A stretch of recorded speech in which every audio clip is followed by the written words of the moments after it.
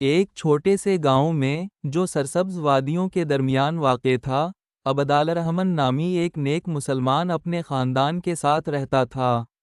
ان کی زندگی میں روزانہ کئی طرح کی مشکلات تھیں، لیکن وہ اور ان کا خاندان اپنے ایمان پر مضبوطی سے قائم تھے۔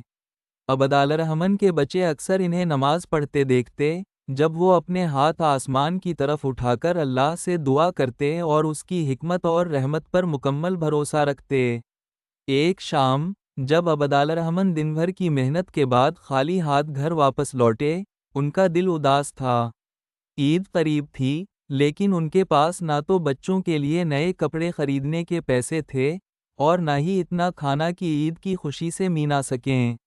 سورج غروب ہوا اور مغرب کی اذان ہوئی تو ان کی بیوی زہرا نے سادہ سا کھانا تیار کیا۔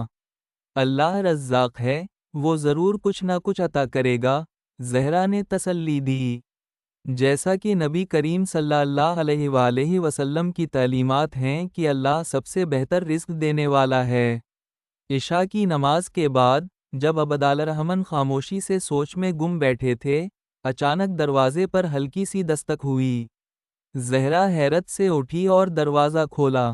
سامنے ان کا ایک بزرگ ہمسایہ مسکراتے ہوئے کھڑا تھا، جس کے ہاتھوں میں پھلوں، روٹیوں اور میٹھے تحفوں سے بھری ایک ٹوکری تھی۔ السلام علیکم، ہمسایہ بولا، مجھے اپنے خاندان کی طرف سے غیر متوقع طور پر کچھ زیادہ ملا تو سوچا آپ سے بانٹ لوں۔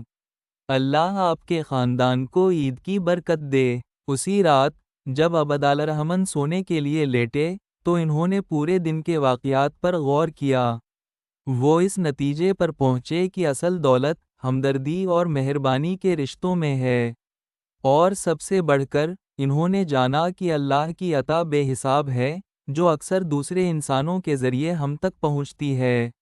کہانی کا سبق: اللہ کی رحمت اکثر غیر متوقع طریقوں سے آتی ہے۔